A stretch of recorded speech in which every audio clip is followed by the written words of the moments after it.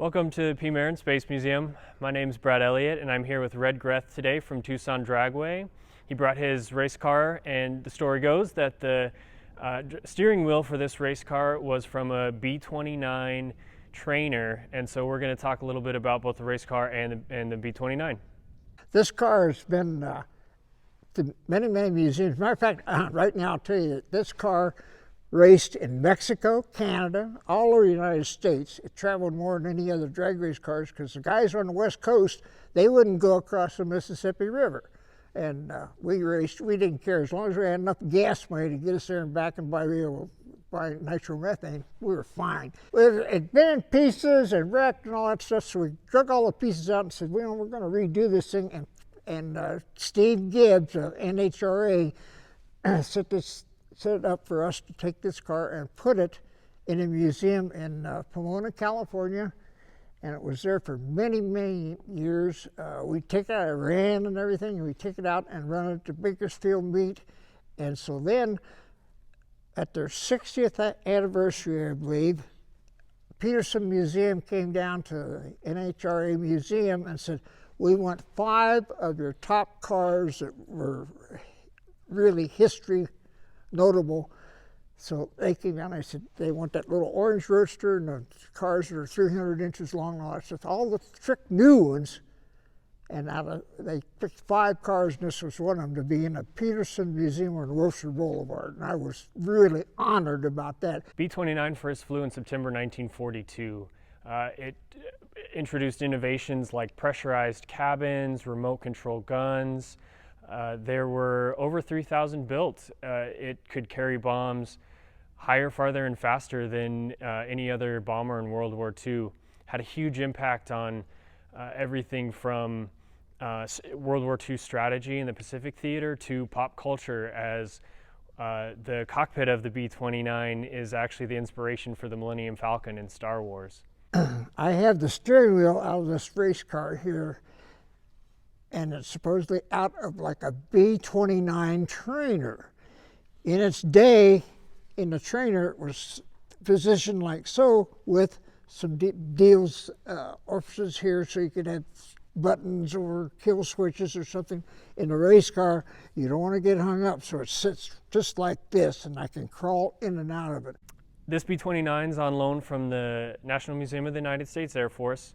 It has quite a service history, flying out of Guam, 32 combat missions as shown on its markings, and 3 dots and a dash, which is Morse code for the letter V. And that signifies that this aircraft was a part of the show of force flyover in the Bay of Tokyo in 1945 when Japan officially surrendered. So VJ Day, this aircraft was there. Years ago, thank God for Barry Goldwater, my man. He had a deal where he got us on the base here, or the base over there, to be able to race the drag race cars on an abandoned airstrip. All they used it for was parking aircraft, and it was during the Korean situation. We raced there. As a matter of fact, this car set a world speed record on that pavement over there. That's before they had the drag strip like they have now, where it's so nice. Oh, it's prepped and everything. That thing had a bump in the end, and so if you opened your mouth, you couldn't get it closed because you're going so damn fast. But it was a fun place to race. So a couple interesting things about this aircraft, if you come down to the Pima Air Space Museum to visit, is you can actually walk under the bomb bays. It carried 16,000 pounds of bombs at max capacity, and you can see one of them up in there. And another interesting thing that we have on display here is when this aircraft was flying combat mission, it received some flak, and one of the compartments lost pressure. The crew actually stuffed his glove in there to maintain the pressure, and we have that glove on display as well here. Luckily, a lot of the crew that flew this aircraft has visited. We were supposed to race kerosene regards, and they broke an engine. That's before they had all like 3 bullets in their trailer and stuff. These guys just had a engine in the car, and we were still alive. We still had the car running and so on. And they said, okay, what are we going to do? Because we've got a big crowd out here looking for these guys to race us. And guess what? They're both broke. So they said, okay, we've got a guy here that's got a twin-engine airplane.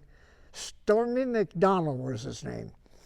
And they figured out if he went so many knots, came over the starting line so many knots, we could take off the same time and it'd be a close race. And it was very, very close. I have a photograph of the thing where I didn't know whether to go under that twin engine thing, if he came down further, or just keep going. And I was able to pass him underneath. I went underneath his airplane to win.